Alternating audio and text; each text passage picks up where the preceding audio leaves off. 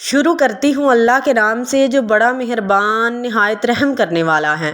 ناظرین، ایک غریب دیہاتی مسجد میں داخل ہوا اور مغرب کی نماز کے بعد امام سے کہنے لگا کہ مولوی صاحب، کیا میں آج رات کے لیے اس مسجد میں ٹھہر سکتا ہوں؟ میں مسافر ہوں اور صبح کی نماز کے بعد اپنی منزل پر روانہ ہو جاؤں گا۔ مولوی صاحب نے کہا، ٹھیک ہے میاں، آپ آج رات کے لیے مسجد میں قیام کر سکتے ہیں، مگر آج رات کا کھانا آپ کے لیے میرے گھر سے آئے گا۔ مسافر نے کہا، مولوی صاحب، آپ کی اس دعوت کا شکریہ، مگر میں رات کے کھانے میں مچھلی ہی کھاؤں گا۔ مسافر کی یہ بات سن کر مولوی حیران ہوا۔ تمام نمازی مسافر کا منہ تکنے لگے کہ اس نے کیسی عجیب بات کی ہے۔ مولوی صاحب نے مسافر سے کہا کہ بھائی، گھر میں جو بھی ہم سب کے لیے پکا ہوگا میں وہی لے آؤں گا۔ اب شام ہو چکی ہے، میں آپ کے لیے مچھلی اس وقت کہاں سے لاؤں؟ آپ نے تو بڑی عجیب فرمائش کی ہے۔ مسافر نے کہا کہ آپ فکر مت کیجیے، اپنا ایک شاگرد گھر بھیجیے، وہ میرے لیے مچھلی ہی لے کر آئے گا۔ تمام نمازی بھی رک گئے کہ دیکھتے ہیں کہ کیا مسافر کی بات سچ نکلتی ہے۔ مولوی صاحب نے ایک بچے کو گھر بھیجا تاکہ وہ مسافر کے لیے کھانا لائے۔ وہ مسافر بہت خوش تھا، مگر مولوی صاحب کی پریشانی میں اضافہ ہوا جا رہا تھا۔ تھوڑی دیر بعد وہ بچہ ایک تھال لے کر آیا جس کو ایک کپڑے سے ڈھانپا ہوا تھا۔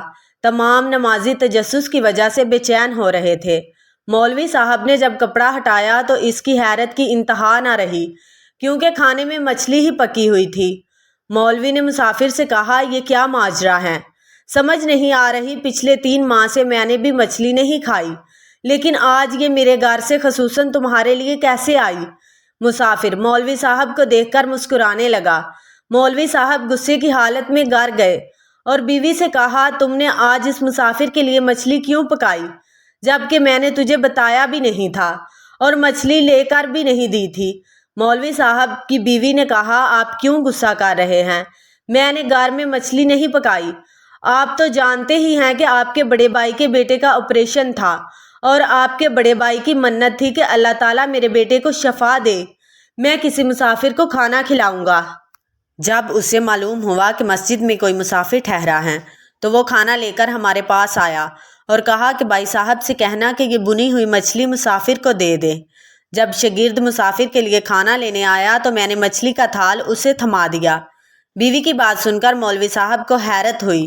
وہ واپس مسافر کے پاس گئے اور پوچھا، تجھے کیسے معلوم تھا کہ آج رات کے کھانے میں تمہارے لیے مچھلی آنے والی ہے؟ تو مسافر نے روتے ہوئے بتایا کہ پچھلے 2 سے 3 ہفتوں سے میرے گھر کے حالات کچھ ٹھیک نہیں تھے۔ کئی دنوں سے روٹی نمک کے ساتھ کھانے کو ملتی تھی۔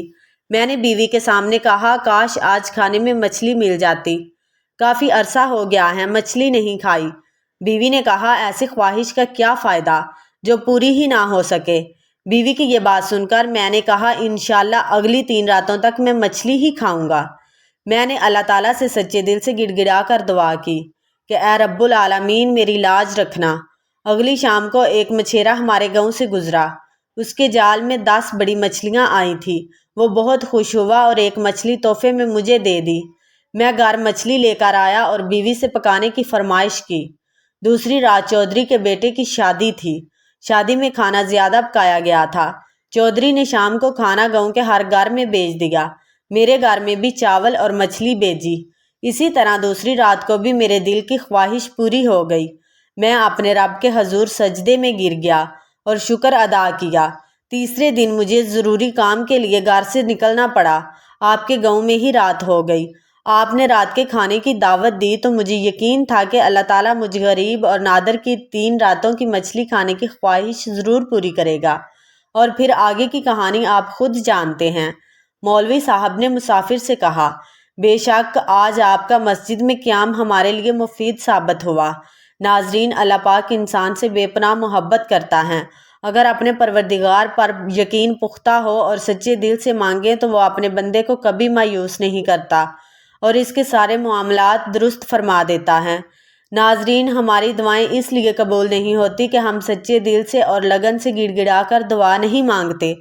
اگر ہم پروردگار کے سامنے رو کر اور پوری توجہ کے ساتھ دعا مانگیں تو وہ ضرور قبول ہوگی۔ آپ کو ہماری یہ ویڈیو پسند آئی ہو تو لائک، شیئر اور سبسکرائب ضرور کر دیں تاکہ مزید آنے والی ویڈیو کے نوٹیفیکیشن آپ کو بر وقت مل سکیں۔